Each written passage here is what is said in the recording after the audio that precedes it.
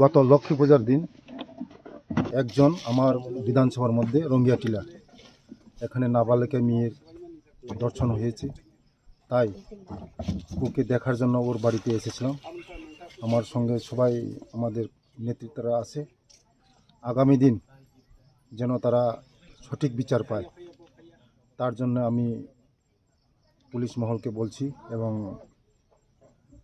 যারা এখানে আইনের প্রশাসন আমি তাদেরকে বলবো যেন তারা সঠিকভাবে বিচার পায়। তার জন্য আজকে তাদের সঙ্গে দেখা করা এবং আগামী দিন তাদের পাশে থাকব এবং আছি। তাই আজকে ওর সঙ্গে আমি দেখা করেছি এবং গার্জেনের সঙ্গে দেখা করেছি। যা সাহায্য করা আমি করব, আর সরকারের পক্ষ থেকে আমরাও করব।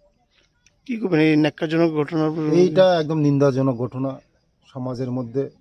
এটা শোনারও একদম বিশ্রী লাগে। তাই আগামী দিন যেমন এই ধরনের ঘটনার জন্য না হয়, তাই প্রশাসন দেখবে।